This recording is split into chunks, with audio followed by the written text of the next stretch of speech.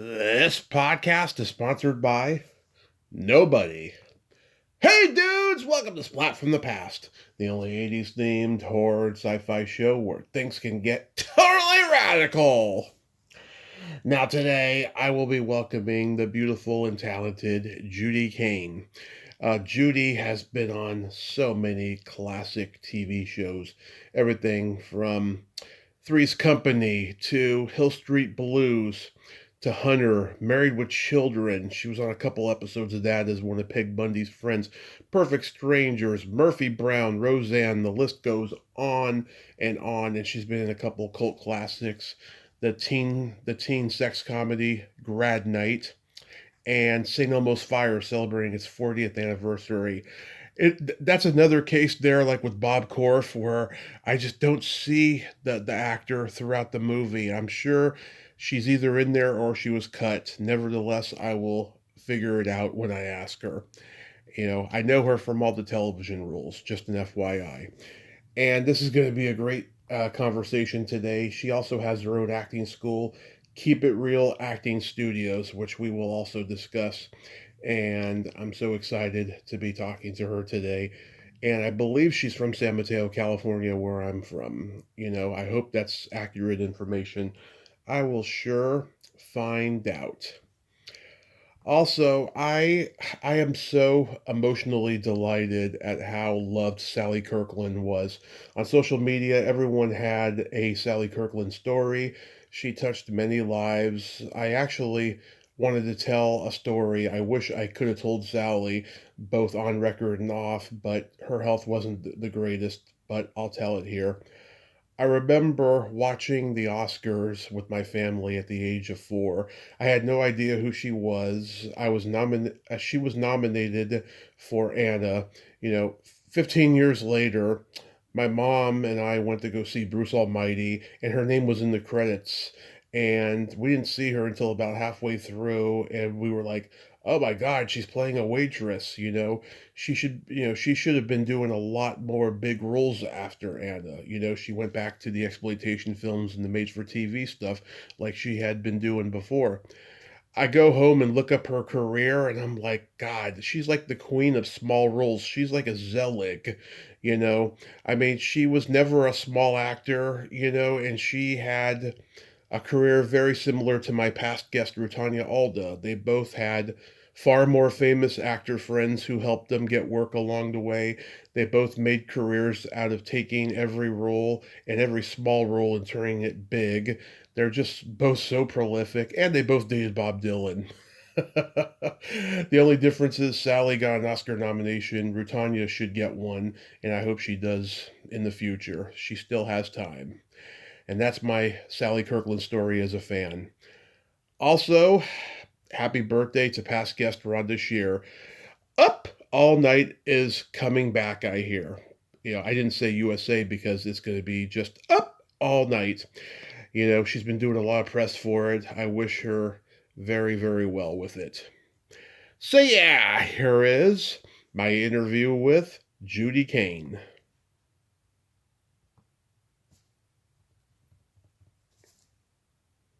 Hey, Judy, welcome to the show. How are you today? I'm good. How are you? I am fabulous. I can't tell you what a great honor this is. Thank you so much for coming on today. Oh, you're welcome.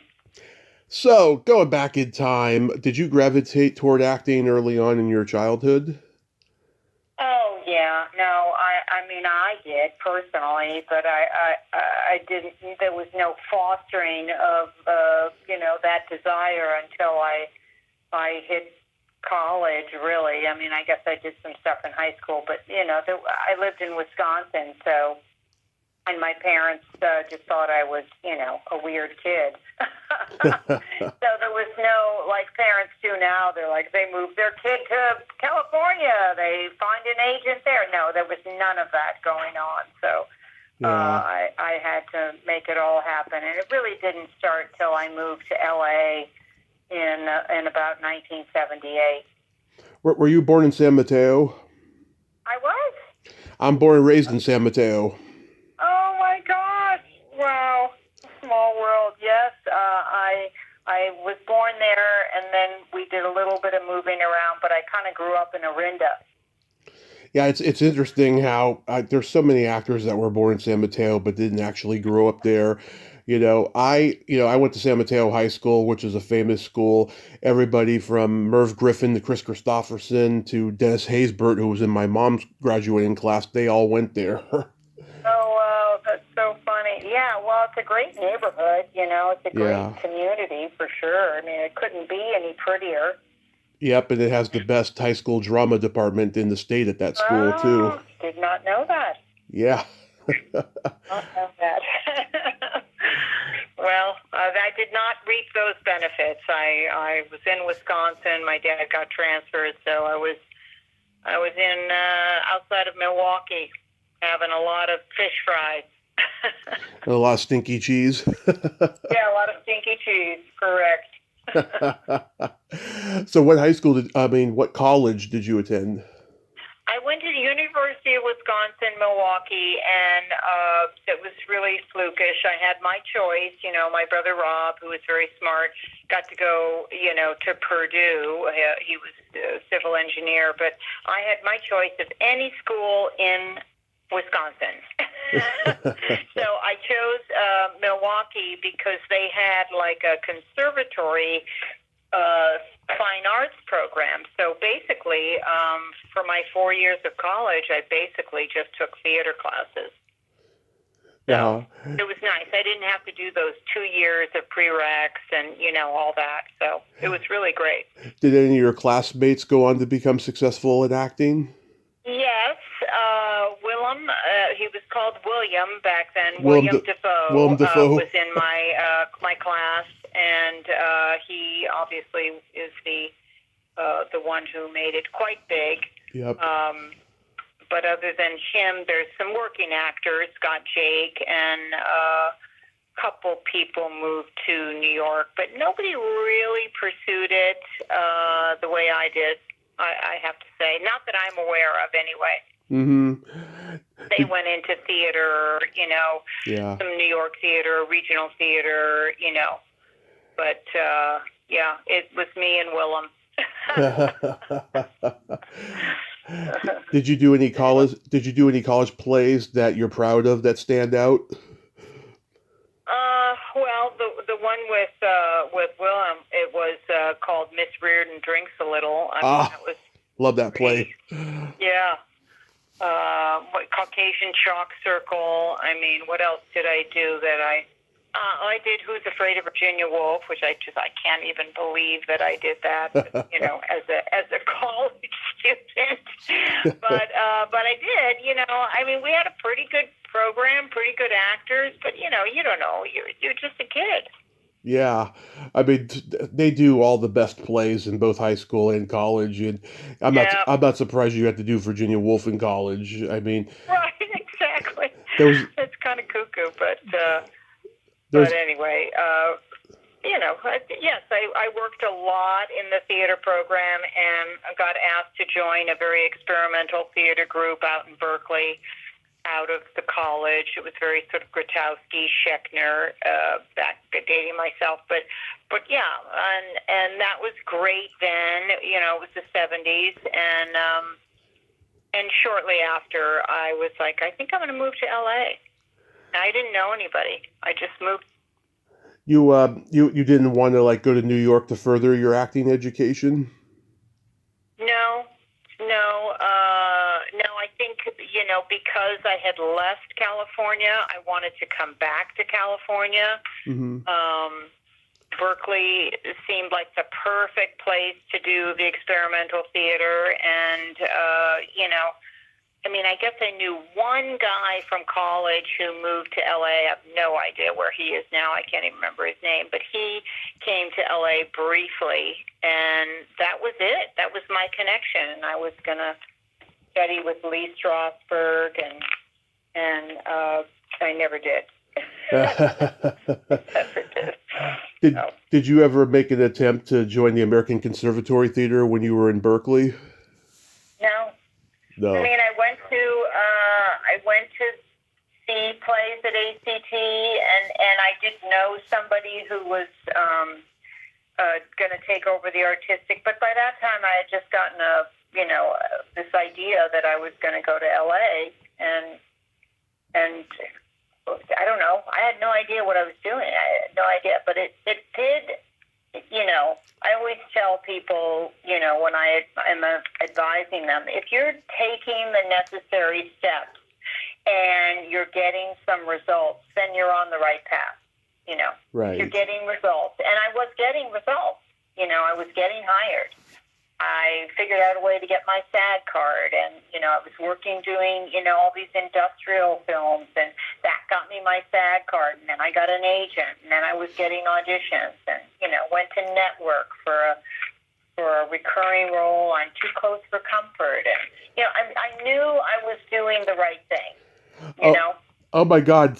Speaking of Too Close for Comfort, Lydia Cordell is a friend of mine, and she saw that I was going to be talking to you today, and she reposted it. I was like, "Wow, they must know each other." And I looked at your IMDb. There's no mention of Too Close for Comfort. That's weird. No, but it was. I think it was season 3. I want to say, and they had. I was early 20s at that point.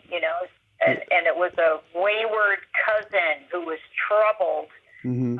Who came to live with the family. And, oh my God, who is the woman who... Dina Freeman got part. Love Dina. Yeah. I love Dina. I've had her on. She's great. Yeah, she is great. And I still see her around, We go up to the same stuff still. So, yeah. Yeah, she's from Palo Alto, actually. Oh my God! Wow. Wow. That is so cool, though. Everyone says that Ted Knight was a tough customer. Did you find him to be so? Well, I didn't. Yeah, I didn't work with him.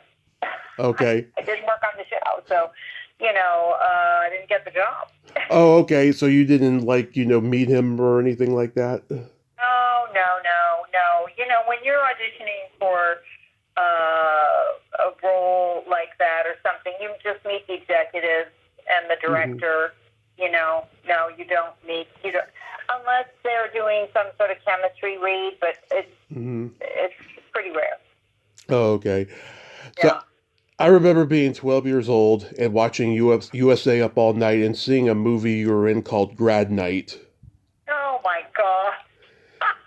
And it was all chopped up when I saw it, and I don't even remember any specifics, but I'm curious, did they make you do anything that made you uncomfortable or anything? No, but that is the only, I'm a fast learner, I guess. That was the only thing I had done, which was, it was a SAG job, but it was deferred. Mm-hmm. So, and I remember thinking, okay, well, I'll do it. We never, ever got paid. And yeah. And a couple of people were, like Russ Woody, I think his name, he went on to write for It'll Come to Me. But, he was a pretty big writer, and we all tried to get the money because it is around. It's around. But we never got paid. So I learned fast, don't do anything that's deferred, don't do anything that's, Yeah, a couple people have told me those kind of stories from back then. Yeah. The movie was shot in Sacramento. Is that a movie that you got when you were still in the Bay?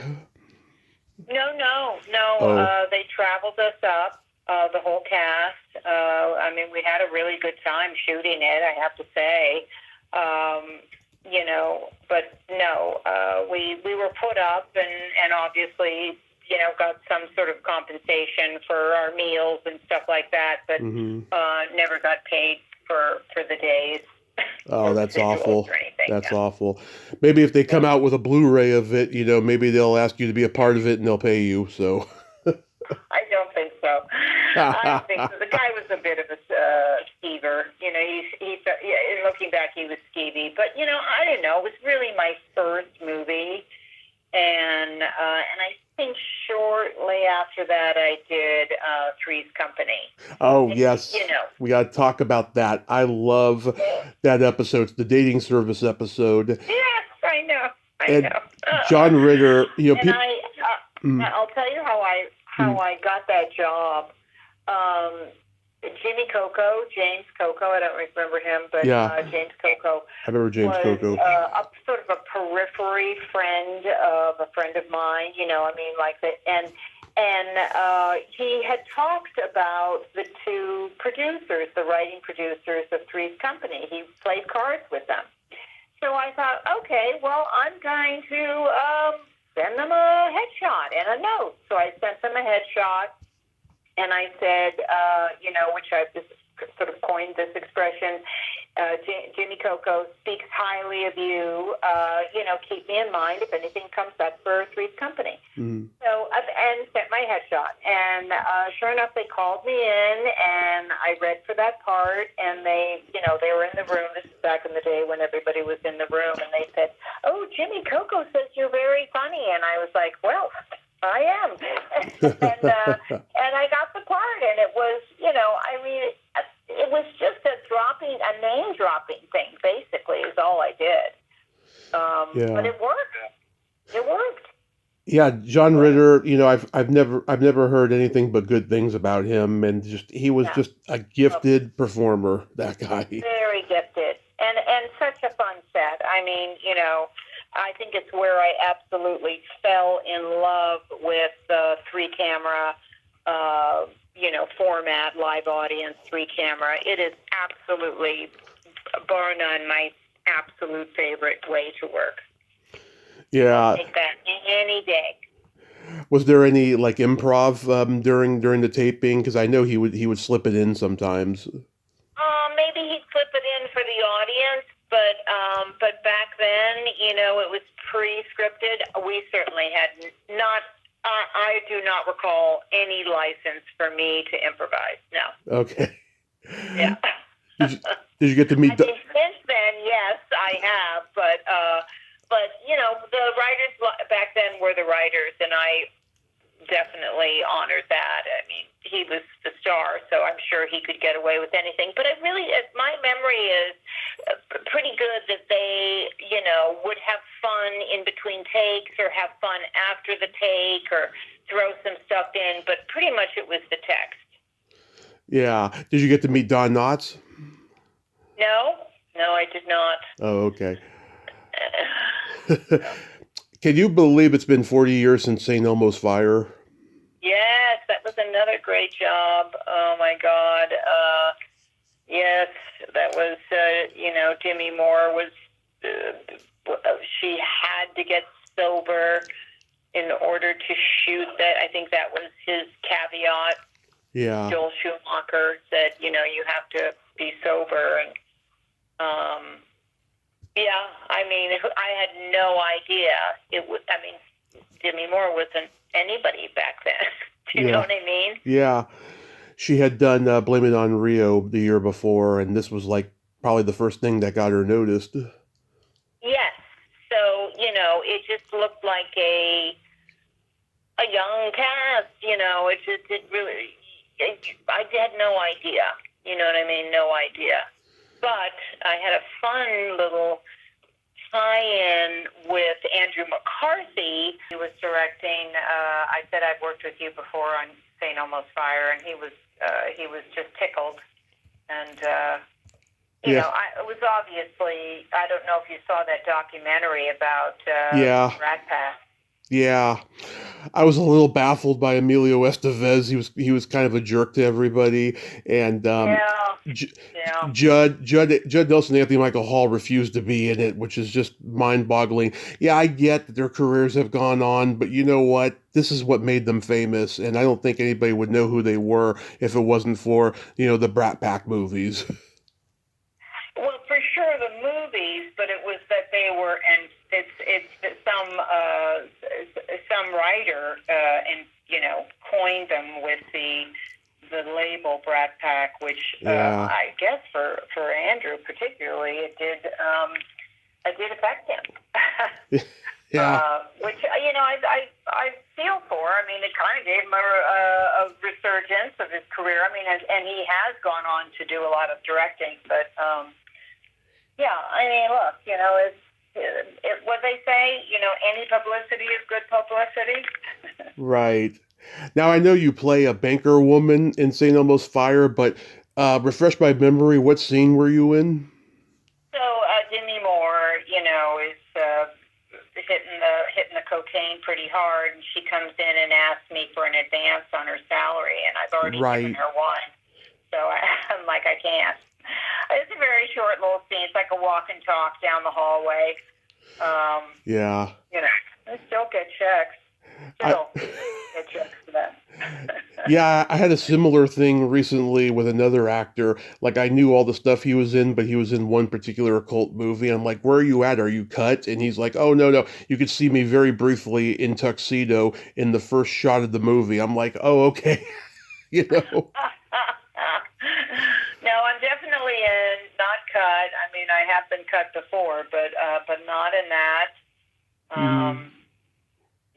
I worked a lot in 85, 86, the early 80s where, I just kept getting all these jobs. It was really nice. Yeah, you did a Hill Street Blues. Anything stand out about that? Hill Street Blues, yeah. Um, yeah. That one I don't want to talk about. Okay, we'll skip that. We'll skip that. How about Hunter? Oh, Hunter was fun. Hunter was fun. Hardcastle and McCormick was really fun. I mean, Crazy Like a Fox. They went up to San Francisco Mhm. to shoot that. It was, with what's his name? Shoot, I can't remember the guy's name. Oh, Crazy Like a Fox, Jack Warden. Jack Warden, yes. Oh my God, it was just great. And Penny Peiser, who I'm still friends with. Love her. I know, so funny. Yeah, I mean, First and 10. I just had fun parts. Yeah. I always had really fun parts. At that time, I mean, I don't think I've ever been, the leading lady type, but I'm always getting those fun parts that that interact with somebody famous. I mean, and even commercially now too. I'm always working with celebrities, and it's great fun. Yeah, I remember that. Yeah, I remember that episode you did of First and 10. John Kassir hits on you and June Chadwick in the club, and June Chadwick throws water in his face, and then he throws water in your face because he thinks it's an American custom. Yeah. No, and I got a pie in the face, and Step by Step, and I've had some. I got to go to a strip club and Married with Children. Yeah. Good things, and fun jobs. I mean, there's really very few of them that I can say, yeah, that one wasn't really a good time. Very few. Well, you did 2 episodes of Highway to Heaven. Tell me about working with Michael Landon and Victor French. Oh, I mean, what a dream! What a dream come true! To be on that set with them, and they were. I don't know. I played different parts, which is so weird. I always was baffled by that because I was like, they are aware that I've been on the show, right? Mm-hmm. And they just had me back. I don't understand. I still don't understand that. I don't understand it. Back, I guess then in the late 80s or whatever, Mm-hmm. They didn't care. Now, if you've ever been on a CSI, you cannot audition, or you've been on some other show, you cannot, Grey's Anatomy, you cannot audition. Once Mm-hmm. a character's been established. But back then, it was like, sure, let's have her back. So it was nice. It wasn't the same character at all. No, and you had really nice 80s hair. It was like, not too short, not too long, and it was curlied, and it looked wet all the time. Were you always like spraying it with Aquanet and stuff? I mean, I have a lot of hair. I still have a lot of hair. Yeah. It's thick, and I'm sorry to say that I have to have it thinned out to this day. Back in the 80s, of course, no. higher the better. But now, I have to have it thin just so that it lays a little more flat. Yeah. So it's a quality problem. A lot of people are very envious of my hair. I'm just lucky at this age to not have it falling out. Yeah, I envy you because most of my hair is falling out and getting gray, the rest of it. I hear you. I don't know. Somebody gave me some good genes there. I don't know. But when you were on Married with Children, I'm curious, like, do you remember the crowds of people coming to see the show being well behaved? Because I know that Ed O'Neill has said that when the show became popular, he became uncomfortable doing the show because a lot of, macho guys would show up and yell inappropriate things to the ladies, during tapings and stuff. Do you remember any of that kind of thing happening? Yeah. So I was in season 2. Yeah. So, it was just finding its legs, so to speak, and its audience.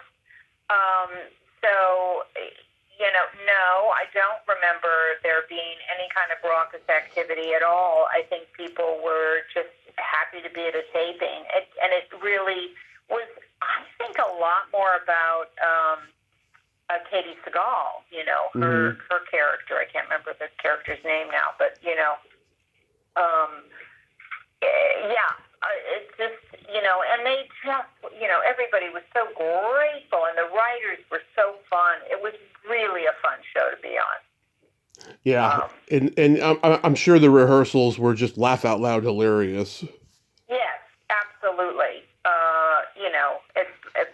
It's broad humor, and Katie just had a lot of fun, and we all, our little neighbor group, her friends, we, were quite bonded together, and we had a great time. It was really a fun show, and great again to do it in front of a live audience. You were in the Shopping Spree episode of Perfect Strangers. I remember that when it first aired. And, it's funny. I always wanted to be a part of a shopping spree. I think me and my mom made some attempts to, but it never happened. But, like, if you mention shopping spree to anybody now, nobody remembers that. Oh, right. Yes. Well, it's funny. Perfect Strangers, I know it says I was the sample lady, but I wasn't the sample lady. I was shopping. Uh-huh. And they have me credited incorrectly on that show because that's not what I played. I throw a 25-pound bag of rice at Bronson Pinchot. Yeah. Which, believe me, was not easy to pick up or toss. I can imagine. But, because I think what was his name? He was schooling him on buy in bulk, and so he puts in this 25 bag of rice. Mark Lindbaker. In my cart. So I'm like, this is my cart. I think that's all I said. This is my cart, and then I threw it at him, and I said, learn how to shop, which was a great line. Yeah. But I was not the sample lady. Yeah. Yeah, Mark Lindbaker, who was telling him. Mark Lindbaker, yeah. I'm sure every day you get recognized for the Seinfeld episode. Every day? And no, I don't. Really? I don't get recognized very often at all. Mostly from,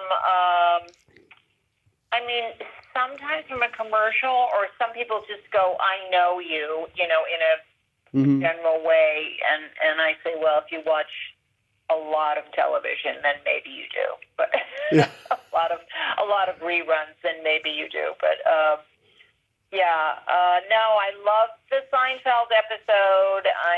And that was obviously that won an Emmy. That episode, the Chinese restaurant.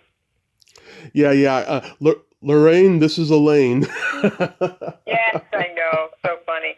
And I believe, well, yes, I'm quite sure we shot that.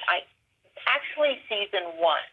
It was before they were even picked up, because when we were on set rehearsing, they got the call that they were picked up for season 2. So everybody was ecstatic. But the network felt like this episode, Chinese Restaurant, was not going to make it, was not going to be popular because nothing happened. You know, it all took place in the Chinese restaurant, every single scene. There was no movement. It was all around that. And they could not wrap their brain around it. Of course, then, you know, there's that classic episode where Jason Alexander and Jerry Seinfeld are pitching their show. And, you know, like, well, what's it about? Nothing. It's about nothing. Nothing happened. You know? And it's kind of what the network was saying, like, we can't air it. So they finally aired it season 2 in the 11th episode spot. So it was not. It was shot. It was supposed to be in season 1. Okay. So, but and of course it, you know, came out as one of the most memorable, or one of the, you know, all the Seinfelds are memorable, but it is one of those that is memorable. They did They did like 3 episodes that season that took place in one location. They did the Chinese restaurant, the parking lot, and the limo with the Nazis. Oh yes, yes. Well, and I don't know if they aired those in season 1 or not, or if they got the same kind of, well, let's push these, you know. Yeah. But I do remember being on the set when Jerry and Jason Alexander were like, oh my God, you know, and what's his name, the creator? Oh, Larry David. Larry David. And they were very excited. You know, they were thrilled to get a pickup. Yeah, people who tell me that when they worked on Seinfeld, they don't know how they got any work done because they were laughing all day long. It was just like one hilarious thing after another. Yeah, no, it's a crazy, you know, I mean, it was probably spearheaded with, you know, Larry David and Jerry Seinfeld, but, you know, Jerry was not an actor. No. You know, he was not an actor. He relied heavily on, you know, the talent around him. You know, Julia Louis-Dreyfus and certainly Jason Alexander. So, you know. Yeah, he got a kick out of it. I mean, he knew timing. He definitely knew timing, and you know, he was a great writer. But he really wasn't an actor. He would crack up more than anybody. He couldn't stay in the scene. He'd crack up. Do you have a Don Rickles story on Daddy Dearest? Oh, well, that's a funny story. I mean, I was pregnant. I was actually eight plus months pregnant, and it was not supposed to be a pregnant woman. It was supposed to be a fat woman with a lot of kids. And I happened to see the breakdown for that part, and I submitted because I knew the casting director, and I said, I think it'd be fun if she was pregnant. And so, and it was, you know, pregnant, and, you know, what was his line, you know, have you ever thought of birth control or something like that? Because kids are all screaming. And Don Rickles. But Don Rickles, I was a little nervous, you know, because I heard he was, you know, but he was so nice to me, and probably because I really was pregnant. Yeah. Yeah. But he, you know, he had a job at a fast food place. I mean, that was I thought, a really great show. Me too, yeah. That show and the Chevy Chase show, they both got canceled at the same time pretty fast. And of course, the Chevy Chase show was awful. But Daddy Dearest, I was like, why'd they cancel Daddy Dearest? It was really funny, I thought. Really funny. I totally agree.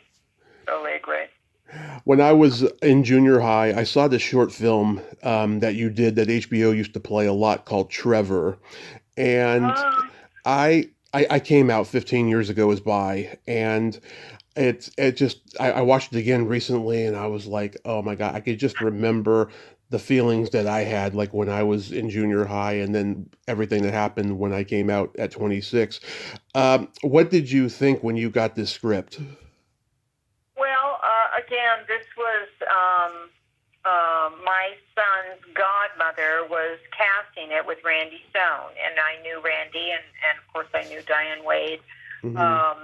And they asked me if I would do it. And I was like, absolutely. And of course, the kid was amazing. And it was, I don't know, we did a week in the valley shooting it. And I had the best time. And I thought, I had no idea. I think Peggy Reisky knew, and I think Randy knew, and of course Jodie Foster knew that it would have legs. It would have a wider net, and ideally, it was released in theaters, but ideally it was to support the Trevor Project, which James Lacine really spearheaded. To help teens who were, unable to find a safe place or be able to, discuss their issues. So I think it was an extremely important film. It did win an Academy Award. I don't know if you know that. Oh, actually, I did, yeah. And I remember, I think Ellen DeGeneres, I think she like did the introduction or the outro for it. Yeah. Yeah. She was, and Jodie Foster was involved somehow as a producer. But yeah, I have a big poster on the wall in my office. I'm looking at it right now. It was, talk about an important project. I think that's probably of all of them the most important and has the widest reach. Although I don't think they show the film much anymore. No. It's just really the Trevor Project, yeah. There's a couple of dark moments in there. Stephen Tobolowsky playing a priest explaining sex. That was hilarious because Stephen Tobolowsky can do comedy or drama and make you laugh because he's so funny. Yep. He is indeed. And again, I think he was a friend of Randy's. It was, a lot of favors that were called in, and I thought it was an amazing project. I do know that they found the kid, who I don't think acts anymore. He lives in New York. I don't think he acts anymore. I don't know, but he was good in it. I like how he's doing what Bud Cort does at the beginning of Harold and Maude, faking his own death. Yes, I know. It's so cute. Yeah. But that is that's the feeling that someone in that position who really has no place to go, no one to talk to, or too scared, or certainly not at home. Right. We weren't giving him any kind of, warm and fuzzy, open feeling. So, that's, you want to kill yourself. So, yeah. Good movie, great. I'm so glad the Trevor Project is still going strong. Absolutely. Maybe they should do a current reboot or something, Yeah, absolutely. That'd be great. How was making Here Comes the Munsters? Oh, God, another, I got to work with, what's his name? He's passed away. Because Pat Priest, Herman. Fred Gwynn. Ed Herman, right? Ed Herman. Ed Herman, yeah. So, we had the best time. I got to play also that, kind of the, cougar type, that's really into, and I don't get cast like that too much, so I had a great time doing it. Judy Gold plays the Bride of Frankenstein cousin. Yes, it does. Yeah. No, it was a good film. I thought they did a really nice job with it. Yeah, I remember when it first aired, and Pat Priest, the second original Marilyn Munster, I had her on recently, and she had some surgery on her vocal cords. Even with a hoarse voice, you could still hear the Marilyn cadence in her voice. It's amazing. Wow. It was a great cast. We had a great time, And Robert Ginty directed it. Wow. I know, right? He was a great actor. Yeah, and just, I mean, it's amazing how you come on a project and you don't always know who's going to be involved. You don't know, but I've had some great experiences with. I know he's really amazing director, and this was obviously probably not one of his bigger credits, but No. right? It boggles my mind that he even directed it. No, I know, but again, we're all looking for something, and in between projects, and I mean Ed Herman and Veronica Hamill. Yeah, you think it's going to be good, or you think it's going to be great, or you think it's going to be something. You have to have faith that it is, and sometimes it is, and sometimes it isn't. So you say yes. So how long have you been teaching for, and what inspired you to open Keep It Real Acting? I had taken Carolyn Berry, the late great Carolyn Berry's commercial class many, many, many, many years prior, like in '85 or something, and she had cancer, and she needed someone to sub for her. And so I did. I subbed for her. And, through subbing for her for, a couple of months or so, I thought, it's kind of nice. Yeah. I kind of like this. And I had a business partner in another venture that I was working on, and she said, well, why don't you teach for our company? And I went, okay. And so that's how it started, and I partnered up with Francine Selkirk, who was, one of the biggest commercial casting offices in Los Angeles, and really got my name on the map. All the agents knew they wanted their clients to study with Francine vis-a-vis me, and so when I ended that business and started Keep It Real Acting, I had no problems because everybody knew who I was, even though I had changed the name of the company and it was just focused on teaching. So, it's nothing feels better than seeing somebody get it and book something like their first job and, go on to book, 9 jobs that year or something. Nothing feels better than that. Nothing. Oh, of course. Do you get a satisfaction teaching that you don't get when you're acting? Well, if I had my choice, I'd always rather be on set. Always. Uh-huh. But yeah, no, there's an absolute joy teaching and seeing people get it. And, seeing, really encouraging them to bring their own unique personality to it, because that's really what it's all about.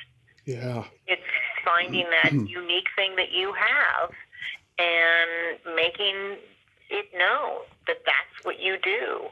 And I think actors are all under this impression that, they should be able to do everything. And, yes, that'd be great, but I think you have to be a celebrity to do that. I think you have to literally have the cachet to be able to turn people's minds around, Like Jeremy Allen White, I'm going to throw him under the bus here, I saw the new Springsteen movie. I don't know if you did. Not yet. It took me more than half the movie to just accept that he was Bruce. I couldn't do it. It just was, he was, and I just didn't feel he made a huge effort to sort of more look like him or sound like him, or, you know what I mean? Yeah. And so it was really hard. Because I think we do get known in a certain way with a brand and a style and a and for actors like my caliber and where I'm at in my career, people know what I do. People know what they're going to get when I come in the room, and there's comfort in that. Now, if I really, really wanted to change somebody's mind, I'd have to change their mind. Mm-hmm. What did you think about Austin Butler as Elvis? Oh, I thought he did a fantastic job. Yeah, I was really, really upset that he didn't win the Oscar because I thought he deserved it. Yeah, he really, really did a great job. And, why didn't he win? Maybe too soon, too much too soon. Maybe there was somebody else who, not everybody sees everything. Yeah. And I can't remember who won, quite frankly. Do you? Me neither, no, and I don't want to remember. Yeah, okay. That's so cute. Yeah. So, do you want to brag on any people that you've taught that are doing really well right now?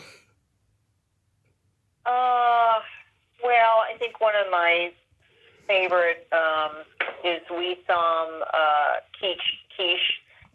He's on the morning show right now, but I mean he's such a great actor, and I love his success.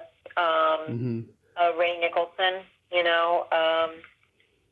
Jack's son. I coached him for quite some time privately, and then got him to come take class in person with some other, students, and he did really well. And just, had to jump over that hurdle of I'm Jack Nicholson's son. And you would think, from this perspective, I think, yeah, you're Jack Nicholson's son. You could really go in any door, anytime. And he goes, yeah, but I want to do it on my own. And I thought, okay, all right. So he studied for probably longer than most people in his position would have, but he really, really wanted to hone his craft, which he's done. And I think, he's going to really have a great career. Have you ever met Jack? No, he's very private. Yeah. Yeah. I know he's only done maybe a handful of interviews in his entire life. He's so private. Yeah. Yeah. Very, very private. I was at his house, but that's where I coached Ray, but no, I've never met him. I can imagine it's a nice house. Yes, it's beautiful. It's beautiful. Do you still go hiking? I do. I actually have a little hiking group on Tuesday nights. We do a night hike. Yeah. It's just an hour, but I just really do feel that movement is critical. I work out at the gym every day, do Pilates, but hiking is there's just nothing like it. I wrote a book, called Life is Like a Hike. Yeah, it's just something about it, being outdoors and the views and just the air and the people and just I just love it. I love the way food tastes on a hike. It's great. It's really it suits me, and I hope I can continue to hike. I have a hike planned for Switzerland in the Alps next year, so like to get a few more in before Before you hang it up. Yep. Before I hang those boots up.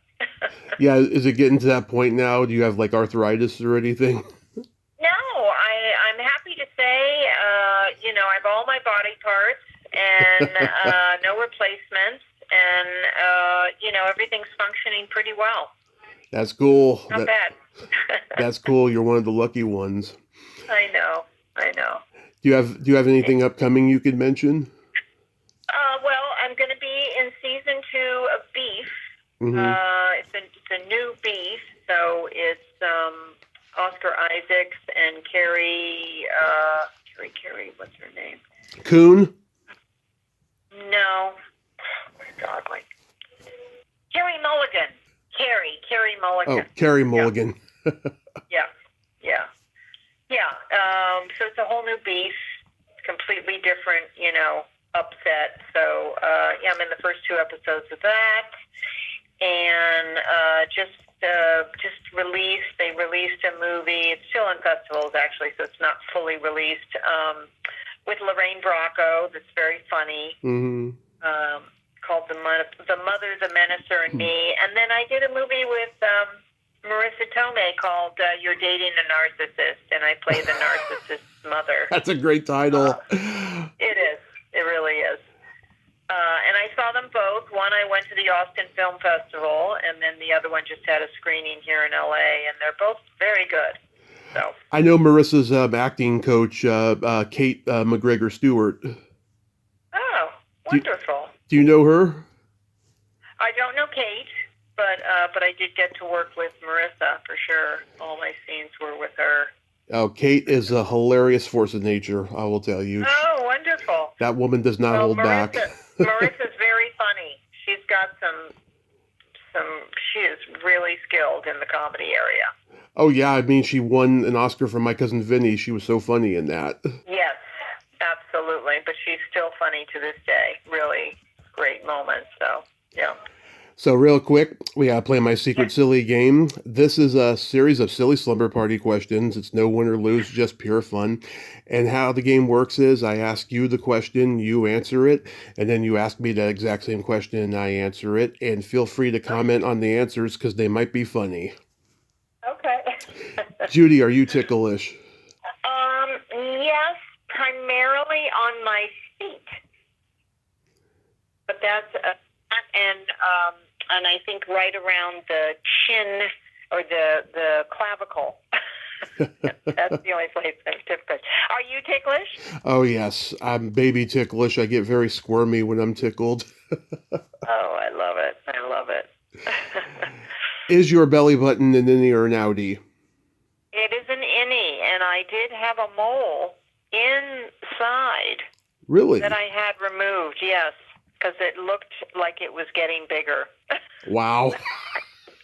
I had them go in and I guess temporarily make it an outie and remove it. Yeah. Love it. I love that story. How about you, innie or outie? I have a very deep innie. Innie, okay. I call it the bottomless pit. It's a lint catcher. Exactly. What color are your toenails painted? Right now, they're kind of a fall color, so sort of a mauve, deep mauve. Mm-hmm. Yeah. How about Mine. you? What color are yours? Mine are brown with a clear coat over it. It's my Thanksgiving color. Oh, see? That's nice. What would you say is your best personality trait? I'm a really good listener. I really am. I'm You a are. really good listener. Now, I can't retain anything, but I'm a really good listener. Tell me a secret, and I'm going to go, what did she say? She said something, but I'm really there in the moment. Yeah. How about you, Tony? Well, being that I'm a Gemini, I have empathy and I have no filter. Ah, okay. What is your guilty pleasure? Probably moving. I can't sit still. Now, I don't know if that's not really a guilty pleasure. You're looking for more like a food item or something, right? Yeah, like food, watching something, even Gilmore Girls. Oh my Yeah. God. I go to sleep to it. Yeah. I do. It's so comforting to me, and I probably know every word of every episode by every actor. Nice. How about you? What's your guilty pleasure? Eating pizza and watching a raunchy sex comedy movie. Oh, okay. Much better than Gilmore Girls. If you could have anything named after you, what would it be? Oh, I'd like a mountain or, some sort of hike, the Judy Trail. That would be nice. That would be nice, yeah. Yeah. Yeah, how about you? I'll get ready for this. A vibrator. Oh, okay. Well, sure. The The Tommy Ton. the Tommy Chatsy. Yeah, there you go. That's it. And then my favorite question, is there a stinky smell that just makes you gag? I hate cilantro. I hate Me cilantro so too. bad. Me too. Oh my Oh, God. When we have tacos, for dinner, like my mom, my brother, they're just obsessed with it. I just cannot stand it. yeah, and the smell to me gags me. I mean, when I walk through the vegetables, the herb section in the Hmm. market, Yeah. I have to go on the other side. It is gagging to me, Yeah, it's really. gross. Yeah, and I'm that person always in the restaurant. If there's no cilantro on that, right? Yeah, And me too. yeah, always have to pre ask. Even in a Italian restaurant, and sometimes they look at me like, no. I'm Yeah, like, I'm just checking. like you're a crazy person. Exactly. Like I don't know my cultural food items. How about you? What was the question again? What stinky smell makes me gag? Stinky smell. Yeah. Either farts or feet. Oh, okay. Yeah, feet can be bad. The classics. Yep. I'm sure after a hike they're pretty bad. My feet never smell. I never had stinky feet. I Hmm. don't know. Never. They don't sweat and they don't smell. Never had stinky feet. Must be good genes. Yeah. Comes along with the hair. Judy, you are so wonderful. Thank you so much for coming on today. Oh, thank you. This is a pleasure. You have yourself a happy holiday season and be safe Oh, out you there. too. And You too. keep bringing knowledge to those young actors' minds. I will. I will do my best. Thank you. Okay. Bye-bye. All right. Take care. Well, there you have it. Judy Kain, ain't she a sweetheart? Oh my God. I just love her sense of humor and her energy. Wow. She didn't sound like she wanted to talk about a lot of those sitcoms that were brought up, but hey, the ones that she did talk about, those were delightful stories. And I get it, not every job is going to be fun for the actor. It'll be fun for the audience for people like me, but it won't be as pleasant for the actor. So I totally get it, and this was a fun conversation. And I'm glad she was aware of the Brat Pack documentary. I was going to bring that up anyway because I just thought that was a very interesting thing when that came out last year. Well, until next time, this is Tommy Throwback Kovac saying there's no shame in living in the past because the present sucks. Later, dudes!